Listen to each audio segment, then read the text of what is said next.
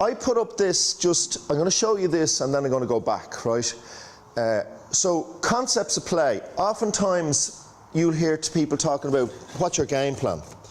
And if you listen to the Sunday game, I do be amused at times thinking, I'd love to fucking see one of their games. Kevin McStay showed us what his game plans were. So we know all about game plans. But the bottom line in this, right, is a game plan is made up of concepts. That's all it is, right? So if you look at this, just throw those out around. Mick, sorry, just before you move off the nugget I've got to move first. Say that again? Just before you move off the nugget that you said about the defending, how they flipped on its head, right? So our lads, under 16s at the minute, they're letting the offender get the ball first, and then try to defend. Yeah. So you're saying... That's another sequence, yeah. So I know what you're saying, yeah, I'll come to that, okay? I know exactly what you're saying. So, and just on it, right, to be clear on this, so what are the 3 Ds of defence? What are the 3 Ds of defence? First one is deny space, okay? The second one is delay. So if you get the ball, so initially you're trying to deny them the space to win it. The second one is if they win it, you're trying to delay them. What's the third one? Dispossess. And if all of those fail, deck them.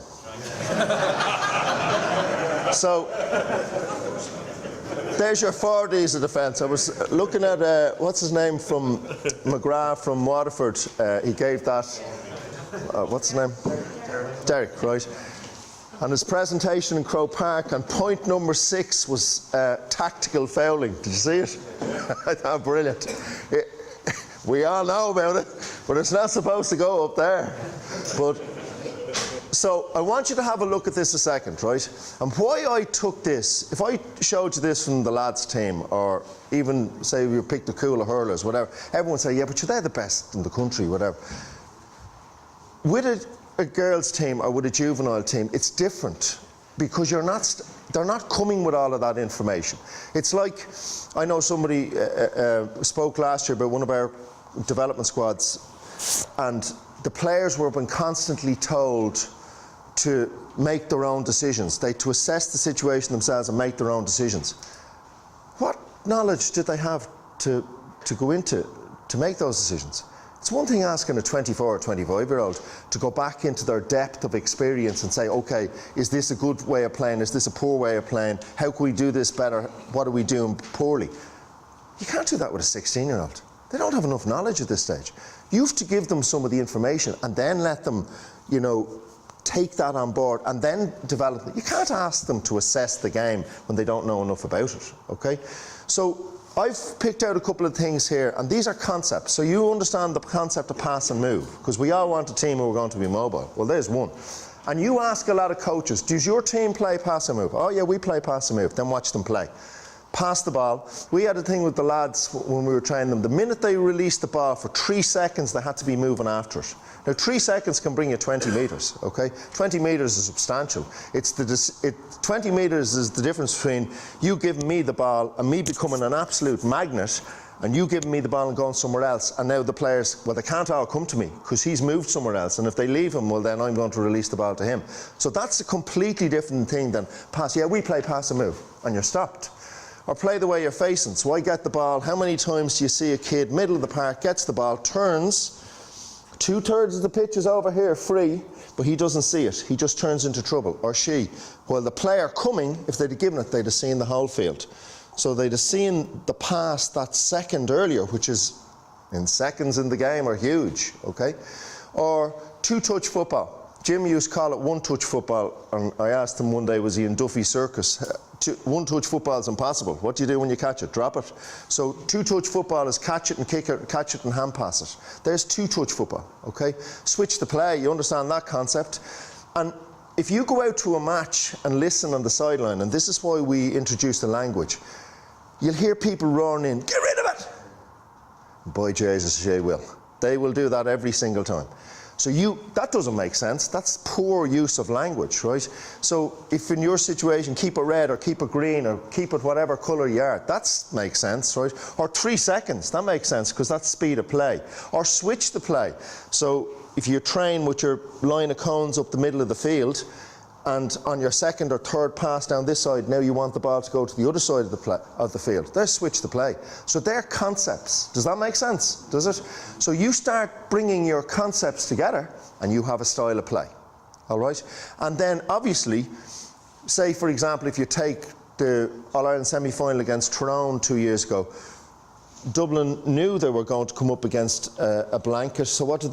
They just created massive width, and they used Kilkenny as the orchestrator, and they pinged the ball, and they pinged the ball, and every time the defence shifted, until eventually, and to take a term from Brian Cullen, with Leinster Rugby, he brought a thing to us called find the gap.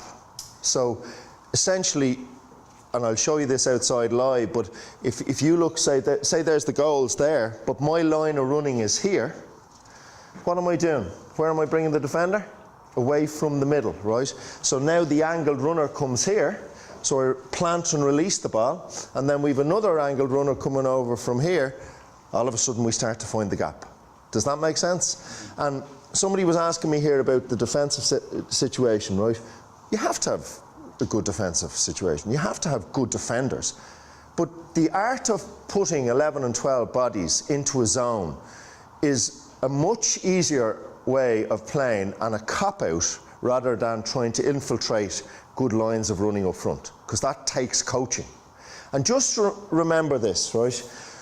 Our job of coaches is to try and help the player get better. That's what we're here to try and do. We're trying to pick out those little flaws, and I'll show you little things in the exercise outside.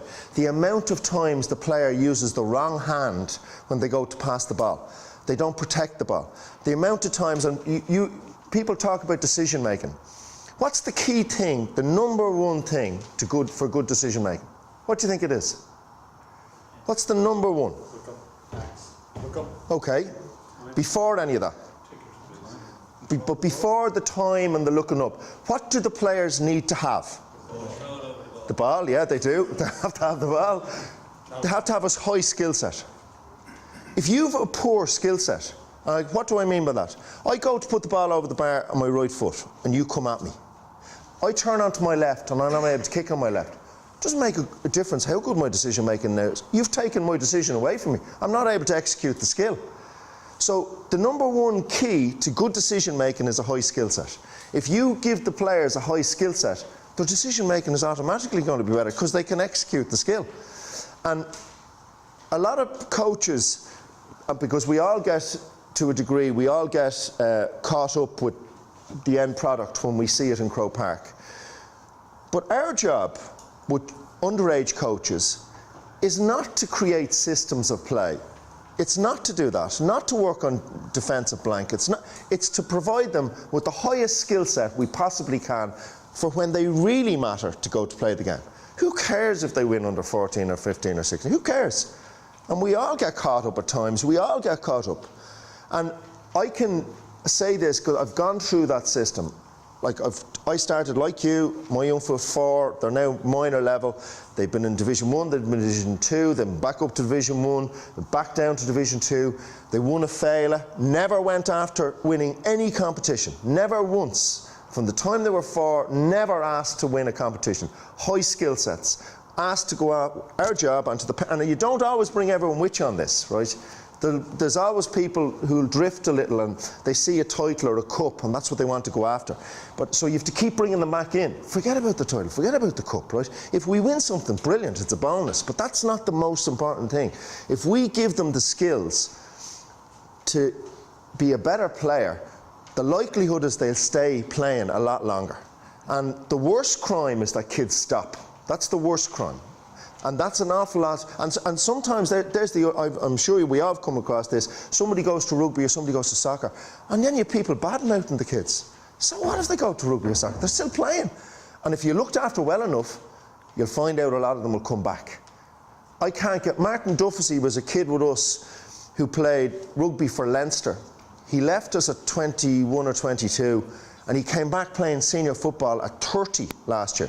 Now, it was a struggle for him because the skill sets are just so different, right? But I was making the point to people in the clubs, it doesn't matter, he's back playing football. And people gave out about the fact that he went, this brilliant player, But sure, he was right. That was his choice. He's allowed that choice. So to move on anyway to the concepts, I want you to have a look at this, right? And bear in mind, right, like your juvenile team, these wouldn't have understood these concepts until we started to introduce them, okay?